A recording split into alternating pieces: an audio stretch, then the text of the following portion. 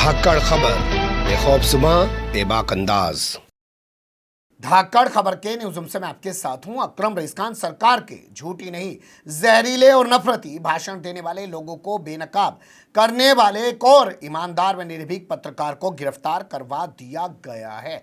जी हां, इस लाइन को थोड़ा गौर से सुनिए, ध्यान से सुनिए। एक और निर्भीक और ईमानदार पत्रकार को गिरफ्तार करवा दिया गया है, क्योंकि अब यह कहना पत्रकारिता के सिद्धांत का उल्लंघन हो सकता है कि पुलिस ने गिरफ्तार कर लिया है, क्योंकि पुलिस तो अब चाबी का गुड्डा बनकर रह गई है। अभी तक जो जानकारी मैंने आपके सामने रखी, इसे सुनने के बाद आपके जहन में जो सबसे पहला सवाल उभर रहा होगा वो ये कि कौन है ये पत्रकार जिसको अब गिरफ्तार किया गया है। दूसरा सवाल आपके जहन में ये उभरेगा कि क्या इससे पहले भी और पत्रकारों को इसी तरीके से या किसी और तरीके से गिरफ्तार किया जा चुका है या करवाया जा चुका है।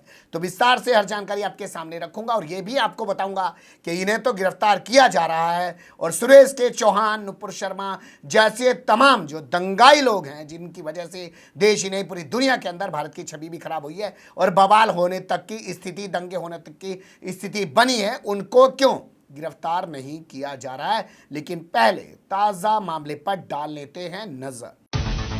जी हाँ, ताज़ा मामले पर नज़र डाल लेते हैं। देखिए, ये फोटो है, ये इमेज है मोहम्मद ज़ुबैर की। मोहम्मद ज़ुबैर एक जाने माने पत्रकार हैं, को फाउंडर हैं ऑल्ट न्यूज़ के। ऑल्ट न्यूज़ के फाउंडर हैं, आप जानते हैं, प्रतीक सिन्हा। 2017 में उन्होंने वेबसाइट शुरू की और ये वेबसाइट खोलती है पोल। आपने देखा होगा, मोदी सरकार ने बड़े बड़े वीडियो जारी करिए, बड़े बड़ी इमेजेस जारी करिए और इन्होंने उनकी पोल खोल के रख दी कि ये तो जर्मनी का है, ये तो फला देश का है, ये तो यहाँ का है, ये तो वहाँ का है। या इनके ज़रिए जो एडवर्टीजमेंट कराए जाते हैं और उसमें जो तस्वीरें और वीडियो इस्तेमाल की जाती है, उनकी भी इन्होंने पोल खोल के रख दी। कुल मिलाकर ये कि ये सरकार के झूठ की पोल खोलते हैं। पिछले लंबे समय से सरकार की आंखों की किरकिरी बनी हुई है ऑल्ट न्यूज़ वेबसाइट। तो इसी वेबसाइट के पत्रकार हैं मोहम्मद ज़ुबैर। कल शाम, सोमवार की शाम की बात कर रहा हूं, 6:45 बजे का वक्त था। मोहम्मद ज़ुबैर को दिल्ली पुलिस के स्पेशल सेल ने, आगे आपको बताऊंगा स्पेशल सेल किस लिए बना हुआ है, पत्रकारों को गिरफ्तार करने के लिए नहीं बना हुआ है। स्पेशल सेल ने गिरफ्तार कर लिया। उसके बाद एक सुनसान जगह पर उनको ले जाया गया। हालांकि उस दौरान उनके साथ प्रतीक सिन्हा भी मौजूद रहे। उन्होंने बाकायदा ट्वीट करके बताया कि जितने भी तमाम पुलिस वाले हैं, उनमें से किसी ने भी नेम प्लेट नहीं लगा रखी है, वर्दी में नहीं है, हमें कहाँ ले जा रहे हैं हमें कुछ पता नहीं है। वो लगातार ट्वीट करते रहे और बताते रहे कि हमें कोई नोटिस भी नहीं दिया गया, कोई सम्मन भी नहीं दिया गया, एफआईआर की कॉपी भी हमें नहीं दी जा रही है। लेकिन बीबीसी कुछ और कहानी छाप रहा है। बीबीसी में छपी इस खबर के मुताबिक जो डीसीपी हैं, पीआरओ भी हैं, केपीएस मल्होत्रा उनका नाम बताया जा रहा है, उन्होंने बाकायदा बताया है कि साहब, एक ट्विटर हैंडल से हमें शिकायत मिली और शिकायत मिलने के बाद हमने एफआईआर दर्ज की 153 के तहत, 295 के तहत। उसके बाद हमने पर्याप्त सबूत जुटाए और उसके बाद गिरफ्तार किया है मोहम्मद ज़ुबैर को। मोहम्मद ज़ुबैर का मेडिकल कराया जा चुका है, मजिस्ट्रेट के सामने पेश किया जा चुका है। मजिस्ट्रेट ने उनको जमानत देने से फौरी तौर पर इनकार कर दिया और एक दिन की पुलिस की रिमांड पर भेज दिया। यानी सोमवार की रात ये तमाम कार्रवाई हो चुकी है। आज मंगलवार की शाम को उनकी पुलिस कस्टडी खत्म हो जाएगी, उनको फिर से कोर्ट के सामने पेश किया जाएगा। जमानत मिलेगी या नहीं मिलेगी कुछ कहा नहीं जा सकता है। लेकिन एनडीटीवी की इस खबर पर नजर डालना बेहद जरूरी है। एनडीटीवी की ये रिपोर्ट कहती है, जिसके बाद सवाल खड़े हो रहे हैं दिल्ली पुलिस की भूमिका पर कि वो किस तरीके की कार्रवाई कर रही थी। एनडीटीवी इंडिया को पता चला है कि एक यूनिट बनी हुई है दिल्ली पुलिस की, जिसका नाम है आईएफएसओ। आईएफएसओ यूनिट का एक ऑफिसर है, सुपरविजन कर रहा है, देख रहा है सोशल मीडिया पे क्या क्या चीज़ें चल रही हैं। उसी दौरान मॉनिटरिंग करने के दौरान ही उसको एक इमेज नज़र आती है, वो किसी ने शेयर की है और उस पर वो अपनी तरफ से एफआईआर दर्ज कर लेता है और एफआईआर दर्ज करने के बाद मोहम्मद ज़ुबैर के खिलाफ सबूत जुटाए जाते हैं, उनको गिरफ्तार कर लिया जाता है। इस तरीके की बातें की जा रही हैं। जबकि केपीएस मल्होत्रा की तरफ से बीबीसी में क्या छपा है कि उनको एक ट्विटर हैंडल के जरिए शिकायत मिली, उन्होंने एफआईआर दर्ज की। लेकिन यहाँ बताया जा रहा है एनडीटीवी इंडिया की रिपोर्ट में कि ये यूनिट जो है उसका एक ऑफिसर जो है मॉनिटरिंग कर रहा था और उसके सामने से एक इमेज गुजरी और उसके बाद उसने सर्च किया, पता चला कि मोहम्मद ज़ुबैर ने शेयर की है या उसने तैयार की है और उसके खिलाफ मुकदमा दर्ज कर उसको गिरफ्तार कर लिया। यानी पुलिस बोल कुछ रही है, दिखा कुछ रही है, कर कुछ रही है। तो क्या अब लंबा टांगने की कोशिश की जा रही है मोहम्मद ज़ुबैर को? उस पर गौर कर लेते हैं। जी हाँ, पिछले 8 साल का इतिहास तो यही बता रहा है कि ये लोग मोहम्मद जुबैर को लंबा लपेट सकते हैं। क्यों लपेट सकते हैं? क्योंकि कई सारे भगवाधारी की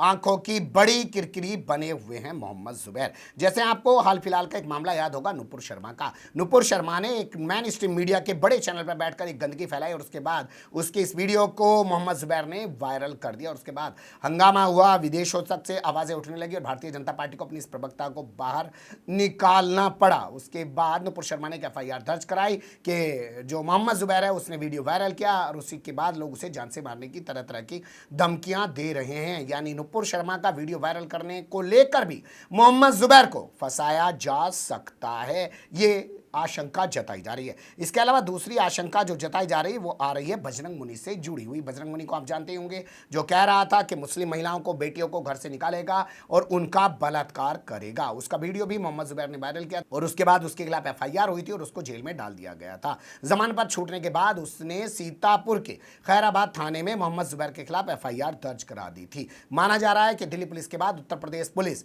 मोहम्मद जुबैर को अपनी कस्टडी में ले सकती है और उनको लंबा लपेटा जा सकता है। इस लंबा लपेटने वाली प्रक्रिया में आप जिक्र कर सकते हैं यति नरसिम्हानंद सरस्वती उर्फ यति नरसिम्हानंद गिरी का और आनंद स्वरूप का। इन लोगों ने धर्म संसद की थी हरिद्वार में और इनके जहरीले भाषणों को भी मोहम्मद जुबैर ने वायरल किया था, जिसके बाद देश भर में हंगामा मच गया था और यति नरसिम्हानंद को जेल जाना पड़ा था। इन दोनों ने भी मोहम्मद जुबैर के खिलाफ कानूनी कार्रवाई की मांग की थी, तब तो मामला पेंडिंग डाल दिया गया, लेकिन अब जब गिरफ्तार कर लिया गया है मोहम्मद जुबैर को तो लगता है अब सभी मामलों में उनको लपेटा जाएगा। जैसे मैं आपसे कह रहा था कि स्पेशल सेल के बारे में बाद में बताऊंगा। देखिए, दिल्ली पुलिस के अंदर एक तरीके से 3 यूनिट काम करती है। एक तो सिंपल पुलिस है जो आपको वर्दी में दिखाई दे रही है, एक क्राइम ब्रांच बनी होती है जो बगैर वर्दी के घूमती रहती है, एक स्पेशल सेल बना होता है। ये स्पेशल सेल काम करता है आतंकवाद विरोधी चीज़ों को रोकने में या उन पर कार्रवाई करने में। जैसे अलग अलग राज्यों में UP ATS, Maharashtra ATS, Gujarat ATS, Rajasthan ATS बनी होती है, वैसे स्पेशल सेल है। सोचिए, एक पत्रकार को गिरफ्तार किस एजेंसी के जरिए करवाया जा रहा है? दिल्ली पुलिस की स्पेशल सेल से, जो काम करती है आतंकवाद वाले मामले को रोकने की। तो हल्के फुल्के अंदाज में कार्रवाई नहीं की गई है, लंबा लपेटने की कोशिश है। इस वजह से सोशल मीडिया पर एक हंगामा मचा हुआ है और लोग मोहम्मद जुबैर को रिहा करने की बात कर रहे हैं। अब यहाँ बात कर लेते हैं कि क्या और भी पत्रकारों को इसी तरीके से लपेटा गया है? जी हाँ, देख लीजिए। जी हाँ, और भी पत्रकारों को इस तरीके से लपेटा गया है, लेकिन मुझे लगता है उससे पहले आपको एक तस्वीर देखनी चाहिए। ये हैं नुपुर शर्मा, जिनके बयान को लेकर देश ही नहीं पूरी दुनिया के अंदर बवाल मचा। बीजेपी ने इनको प्रवक्ता पद से तो हटा दिया, लेकिन अभी तक पुलिस ने इनको गिरफ्तार नहीं किया है। औकात नहीं है पुलिस को इनको गिरफ्तार करने की, बल्कि इनको सिक्योरिटी दे रही है। अब ये दूसरा चेहरा देखिए, सुरेश के चौहान अपने आप को पत्रकार बताता है, एडिटर इन चीफ बताता है। इसने एक शुरू की जिहाद, जामिया के अंदर जिहाद, यहाँ पे नौकरी में जिहाद, पता नहीं क्या क्या ये बताने लगा। इसके इस प्रोग्राम पर सुप्रीम कोर्ट ने रोक लगाई। होना क्या चाहिए था? जब सुप्रीम कोर्ट रोक लगा रहा है तो दिल्ली पुलिस को एफआईआर दर्ज करके इसको जेल में डाल देना चाहिए था, लेकिन इन्हें दिल्ली में एक धर्म संसद की और वहां पर भारत को हिंदू राष्ट्र बनाने की और मुसलमानों के खिलाफ न जाने कैसी कैसी शपथ लोगों को दिलवाई। मामला सुप्रीम कोर्ट तक पहुंचा। पहले तो पुलिस एफआईआर दर्ज करने लायक मामला ही नहीं मान रही थी, लेकिन जब सुप्रीम कोर्ट ने फटकार लगाई तो पुलिस ने एफआईआर दर्ज कर ली। लेकिन अभी तक सुरेश चौहान के को गिरफ्तार नहीं किया गया है। लेकिन गिरफ्तार किन किन को किया गया है वो अब थोड़ा क्रमवार सीरीज में आप देख लीजिए।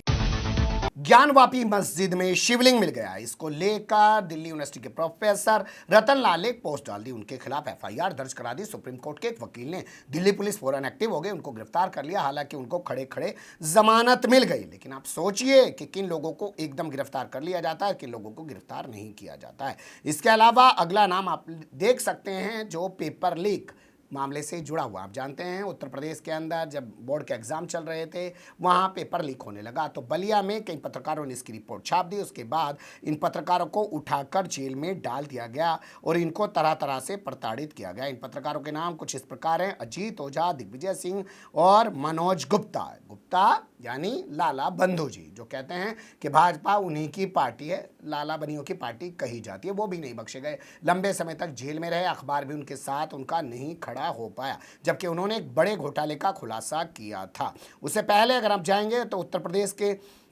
अंदर ही आपको एक खबर मिल जाएगी मिर्जापुर की। यहाँ के पत्रकार ने मिड डे मील में नमक रोटी देने का मामला उठाया। पवन जायसवाल उनका नाम था। कैंसर से उनकी मौत हो चुकी है, अब इस दुनिया में नहीं है, लेकिन जब उन्होंने मामला उठाया तो उन्हीं को गिरफ्तार करके जेल में डलवा दिया गया। ये भी किसी से छिपा नहीं है। जैसे आप किसान आंदोलन की बात कर सकते हैं, एक पत्रकार हैं मनदीप पूनिया, उनको किसान आंदोलन से ही उठा लिया गया, गिरफ्तार करके उनको जेल में डाल दिया गया। हालांकि बाद में उनको जमानत मिलेगी, लेकिन कुल मिलाकर ये कि किन लोगों को जेल में डाला जा रहा है और किस तरीके के पत्रकारों को जेल में डाला जा रहा है वो साफ दिखाई दे रहा है। जो इस सरकार से सवाल पूछ रहे हैं या इस सरकार के झूठ को, नफरत को, जहरीले भाषणों को जो उसके चेले चपाटे देते रहते हैं, उनको बेनकाब कर रहे हैं। उससे पहले अगर आप बात करेंगे तो नाम आ जाएगा प्रशांत कनौजिया का, जो पहले दावायर के पत्रकार हुआ करते थे, वर्तमान समय में आरएलडी के वो नेता बन गए हैं। आपको याद होगा उन्होंने आदित्यनाथ योगी को लेकर एक ट्वीट कर दिया। लखनऊ पुलिस आई और दिल्ली स्थित उनके घर से उनको उठाकर लखनऊ ले गई। मामला सुप्रीम कोर्ट तक पहुंचा जब उनको जमानत मिली। यानी जब भी कोई पत्रकार इन भगवा सरकारों के खिलाफ कोई ट्वीट करता है, कोई इनके झूठ की पोल खोलता है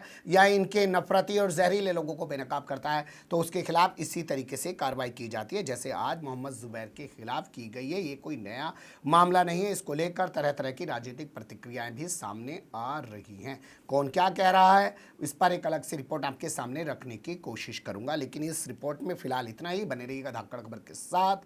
कमेंट्स के रूप में आप लोग अपनी राय दे सकते हैं, खबर को लाइक कर सकते हैं, चैनल को सब्सक्राइब कर सकते हैं और ज़्यादा से ज़्यादा हमारी खबरों को शेयर कर सकते हैं। फिर ऐसे ही किसी सुलगते हुए या मुद्दे लेकर मैं आपके सामने हूँगा हाजिर। फिलहाल अभी मुझे दी इजाज़त।